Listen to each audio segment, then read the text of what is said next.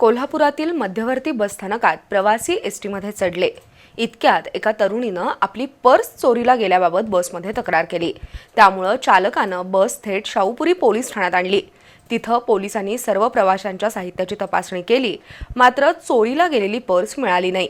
त्यानंतर ही बस मिरजेकडे रवाना झाली. उशीर झाल्यानं प्रवाशांना नाहक त्रास झाला. मिरज डेपोची बस कोल्हापुरातील मध्यवर्ती बस स्थानकातून प्रवाशांना घेऊन शुक्रवारी बाहेर पडली. ही एसटी बस मिरजेकडे जाणार होती. मात्र तेवढ्यात एका तरुणीनं आपली पर्स चोरीला गेल्याबद्दल आरडाओरडा सुरू केला. या पर्समध्ये रोख रक्कम, पॅन कार्ड, आधार कार्ड, मतदान ओळखपत्र आणि महत्त्वाची कागदपत्र होती. त्यामुळे चालकानं ही एसटी बस थेट शाहूपुरी पोलीस ठाण्यात आणली. पोलीस अंमलदार महेश पाटील, बाबा ढाकणे, अमोल पाटील, महिला पोलीस कर्मचारी शीतल गुरव, अश्विनी खाडे यांनी बसमधील सर्वच प्रवाशांचं साहित्य तपासलं. मात्र त्यांच्याकडे पर्स सापडली नाही. या प्रक्रियेला बराच काळ गेला.